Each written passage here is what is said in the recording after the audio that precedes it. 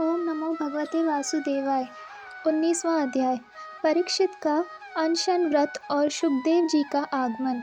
सूची कहते हैं, राजधानी में पहुंचने पर राजा परीक्षित को अपने उस निंदनीय कर्म के लिए बड़ा पश्चाताप हुआ।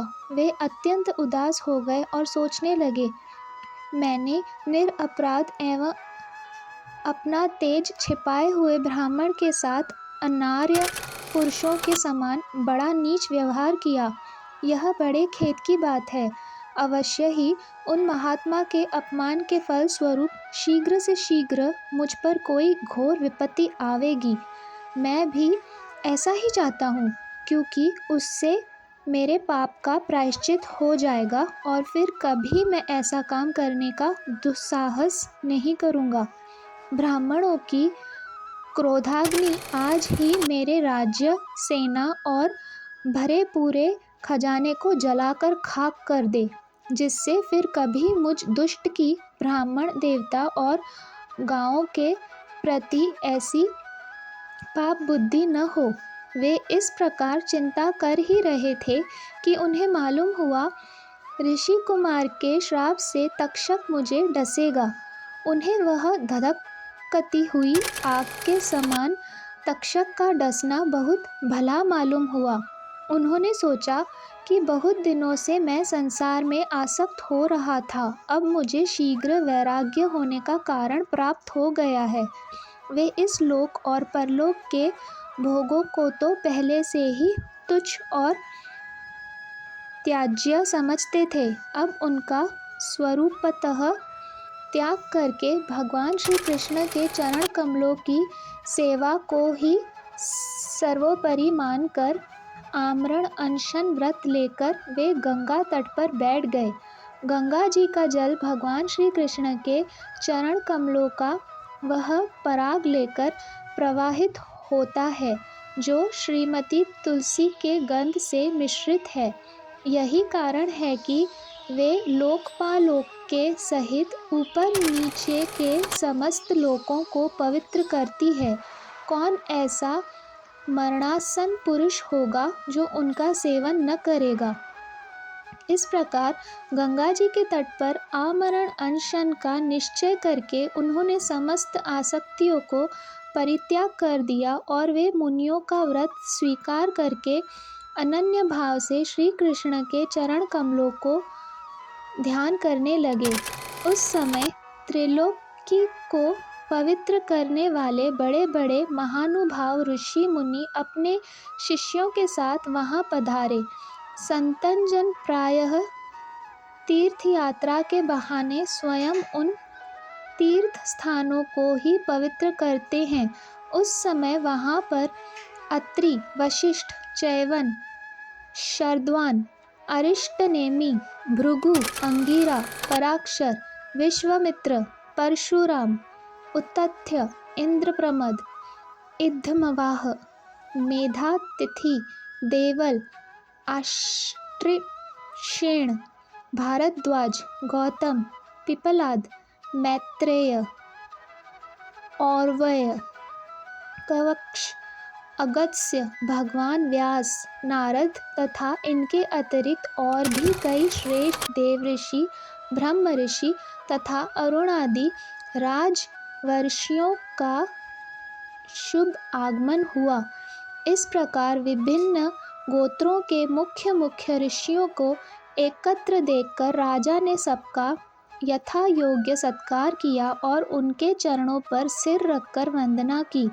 जब सब लोग आराम से अपने अपने आसनों पर बैठ गए, तब महाराज परीक्षित ने उन्हें फिर से प्रणाम किया और उनके सामने खड़े होकर शुद्ध हृदय से अंजलि बांधकर वे जो कुछ करना चाहते थे उसे सुनाने लगे। राजा परीक्षित ने कहा, अहो, समस्त राजाओं में हम धन्य हैं, धन्यतम हैं, क्योंकि अपने शील स्वभाव के कारण हम आप महापुरुषों के कृपा पात्र बन गए हैं। राजवंश के लोग प्रायः निंदित कर्म करने के कारण ब्राह्मणों के चरण धोवन से दूर पड़ जाते हैं। यह कितने खेद की बात है। मैं भी राजा ही हूँ। निरंतर देह गेह में आसक्त रहने के कारण मैं भी पाप रूप ही हो गया हूँ। इसी से स्वयं भगवान ही ब्राह्मण के श्राप के रूप में मुझ पर कृपा करने के लिए पधारे हैं। यह श्राप वैराग्य उत्पन्न करने वाला है, क्योंकि इस प्रकार के श्राप से संसार सक्त पुरुष भयभीत होकर विरक्त हो जाया करते हैं।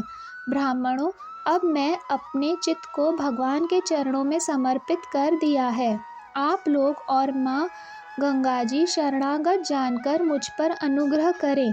ब्राह्मण कुमार के श्राप से प्रेरित कोई दूसरा कपट से तक्षक का रूप धरकर मुझे डस ले अथवा स्वयं तक्षक आकर डस ले, इसकी मुझे तनिक भी परवाह नहीं है। आप लोग कृपा करके भगवान की रसमयी लीलाओं का गायन करें। मैं आप ब्राह्मणों के चरणों में प्रणाम करके पुनः यही प्रार्थना करता हूँ कि मुझे कर्मवश चाहे जिस योनि में जन्म लेना पड़े, भगवान श्री कृष्ण के चरणों में मेरा अनुराग हो, उनके चरणाश्रित महात्माओं से विशेष प्रीति हो और जगत के समस्त प्राणियों के प्रति मेरी एक सी मैत्री रहे, ऐसा आप आशीर्वाद दीजिए। महाराज परीक्षित परम धीर थे। पृथ्वी ऐसा दृढ़ निश्चय करके गंगा जी के दक्षिण तट पर पूर्वाग्रह का निश्चय करके आसन पर तब आकाश में होकर बैठ गए। राजा काज का भार तो उन्होंने पहले ही अपने पुत्र पृथ्वी पर पुष्पों की वर्षा करने लगे तथा उनके नगारे बार बार बजने लगे। सभी उपस्थित महर्षियों ने परीक्षित के निश्चय की प्रशंसा की और साधु साधु कहकर उनका अनुमोदन किया। ऋषि लोग तो स्वभाव से ही लोगों पर अनुग्रह की वर्षा करते रहे हैं। यही नहीं, उनकी सारी शक्ति लोक पर कृपा करने के लिए ही होती है। उन लोगों ने भगवान श्री कृष्ण के गुणों से प्रभावित परीक्षित के प्रति उनके अनुरूप वचन कहे। राजश्री शिरोमणे, भगवान श्री कृष्ण के सेवक और अनुयायी आप पांडुवंशियों के लिए यह कोई आश्चर्य की बात नहीं है, क्योंकि आप लोगों ने भगवान की समाधि प्राप्त करने की आकांक्षा से उस राज सिंहासन का एक क्षण में ही परित्याग कर दिया, जिसकी सेवा बड़े बड़े राजा अपने मुकुटों से करते थे। हम सब तब तक यहीं रहेंगे जब तक ये भगवान के परम भक्त परीक्षित अपने नश्वर शरीर को छोड़कर माया दोष एवं शोक से रहित भागवत में नहीं चले जाते। ऋषियों के ये वचन बड़े ही मधुर, गंभीर, सत्य और समता से युक्त थे। उन्हें सुनकर राजा परीक्षित ने उन योग युक्त मुनियों का अभिनंदन किया और भगवान के मनोहर चरित्र सुनने की इच्छा से ऋषियों से प्रार्थना की, महात्माओं, आप सभी सब ओर से यहाँ पधारे हैं। आप सत्यलोक में रहने वाले मूर्तिमान वेदों के समान हैं। आप लोगों का दूसरों पर अनुग्रह करने के अतिरिक्त जो आपका सहज स्वभाव ही है, इस लोक या परलोक में और कोई स्वार्थ नहीं है। विप्रवरों, आप लोगों पर पूर्ण विश्वास करके मैं अपने कर्तव्य के संबंध में यह पूछने योग्य प्रश्न करता हूँ। आप सभी विद्वान परस्पर विचार करके बतलाइए कि सबके लिए सब अवस्थाओं में और विशेष करके थोड़े ही समय में मरने वाले पुरुषों के लिए अंतःकरण और शरीर से करने योग्य विशुद्ध कर्म कौन सा है। उसी समय पृथ्वी पर स्वेच्छा से विचरण करते हुए किसी की कोई अपेक्षा न रखने वाले व्यास नंदन भगवान श्री शुकदेव जी महाराज वहाँ प्रकट हो गए। वे वर्ण अथवा आश्रम के 12 चिन्हों से रहित एवं आत्मानुभूति में संतुष्ट थे। बच्चों और स्त्रियों ने उन्हें घेर रखा था। उनका वेश अवधूत का था। 16 वर्ष की अवस्था थी। चरण हाथ जंघा, भुजाएं, कंधे, कपोल और अन्य सब अंग अत्यंत सुकुमार थे। नेत्र बड़े बड़े और मनोहर थे। नासिका कुछ ऊंची थी, कान बराबर थे, सुंदर बाहें थीं। इनसे मुख बड़ा ही शोभायमान हो रहा था। गला तो मानो सुंदर शंख ही था। हंसली ढकी हुई, छाती चौड़ी और उभरी हुई, नाभि भंवर के समान गहरी तथा उदर बड़ा ही सुंदर त्रिवली से युक्त था। लंबी लंबी भुजाएं थी, मुख पर घुंघरालू बाल बिखरे हुए थे। इस दिगंबर वेश में वे श्रेष्ठ देवता के समान तेजस्वी जान पड़ते थे। श्याम रंग था, चित्त को चुराने वाली भरी जवानी थी। वे शरीर की छटा और मधुर मुस्कान से स्त्रियों को सदा ही मनोहर जान पड़ते थे। यद्यपि उन्होंने अपने तेज को छिपा रखा था, फिर भी उनके लक्षण जानने वाले मुनियों ने उन्हें पहचान लिया और वे सब के सब अपने अपने आसन छोड़कर उनके सम्मान के लिए उठ खड़े हुए। राजा परीक्षित ने अतिथि रूप से पधारे हुए श्री सुखदेव जी को सिर झुकाकर प्रणाम किया और उनकी पूजा की। उनके स्वरूप को न जानने वाले बच्चे और स्त्रियां उनकी यह महिमा देखकर वहां से लौट गए। सबके द्वारा सम्मानित होकर श्री सुखदेव जी श्रेष्ठ आसन पर विराजमान हुए।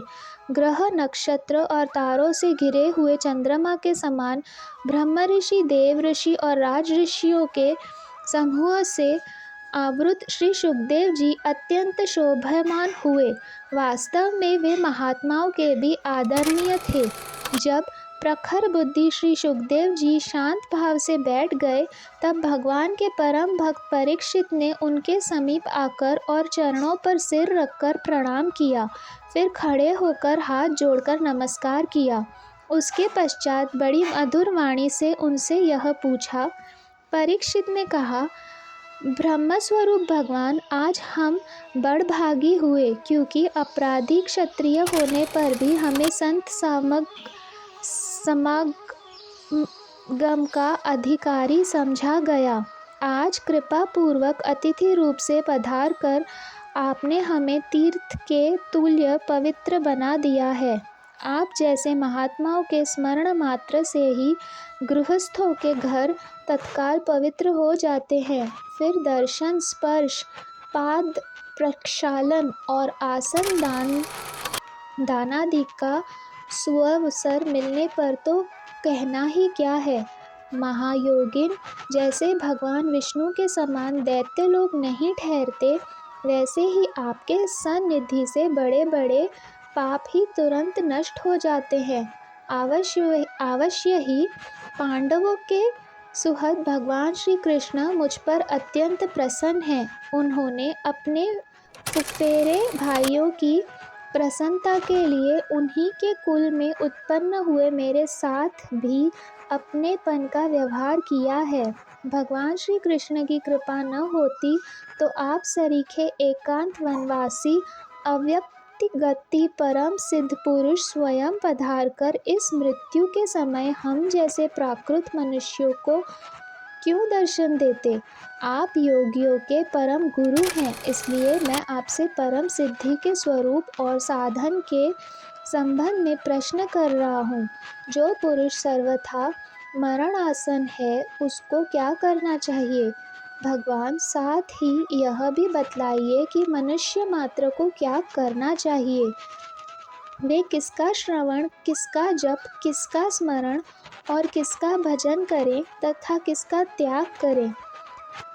भगवत स्वरूप मुनिवर, आपका दर्शन अत्यंत दुर्लभ है, क्योंकि जितनी देर एक गाय